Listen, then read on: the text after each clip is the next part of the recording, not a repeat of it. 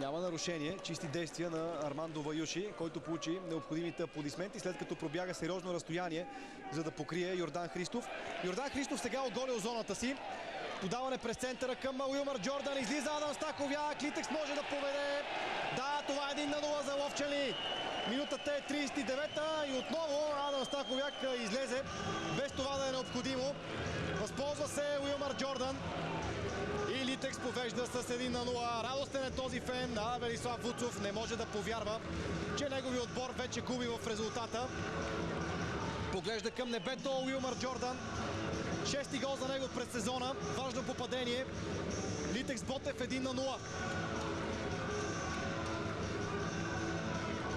Как се стигна до този гол? Подаването към Джордан. Никаква засада, разбира се. Грешка на Адам Стаховяк. Прекрасен пас на Румен Руменов в коридор.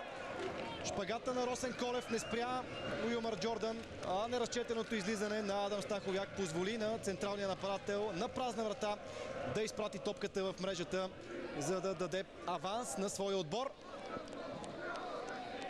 В иначе равностойния матч Литекс вече има предимство в резултата.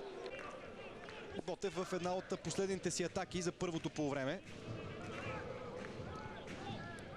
Цветанов към Мариан Огнянов. А той копва топката зад защитата. Няма засада. Изравнително попадение. Томаш Ирчак. Брилянтен пас зад гърба на защитата и Ирчак изравнява за удоволствие на ето тези фенове. Става мач в Ловеч 1-1. Прекалено кратка бе радостта на домакините, които поведоха с гол на Уилмър Джордан, но в края на полувремето Томаш Ирчак изравнява. Прекрасна атака на Ботев. Отново как се разви Момчил Цветанов.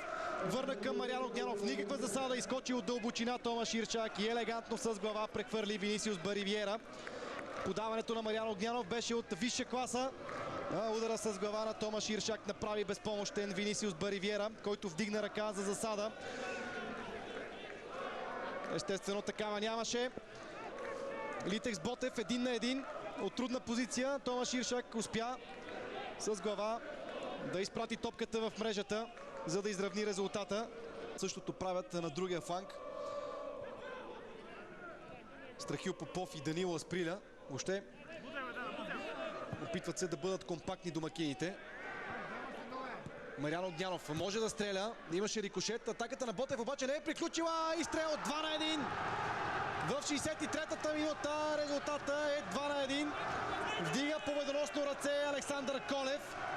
Ето, че гостите стигат до пълен обрат, след като изоставаха в резултата. Сега водят с 2-1.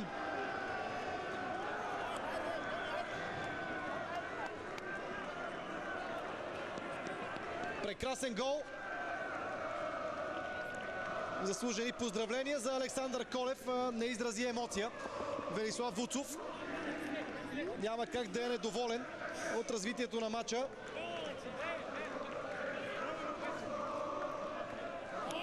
Още веднъж положението. След удара на Мариан Огнянов се получи благоприятен рикошет за Александър Колев. Топката попадна в него. За миг той не бе покрит от защитниците на Литекс и мигновенно се възползва. Ето я и радостта на Велислав Вуцов. От тук до края на срещата ще стане много трудно за тима от Ловеч, защото сега предполагам, че Ботев ще се прибере и ще заиграе на контратаки.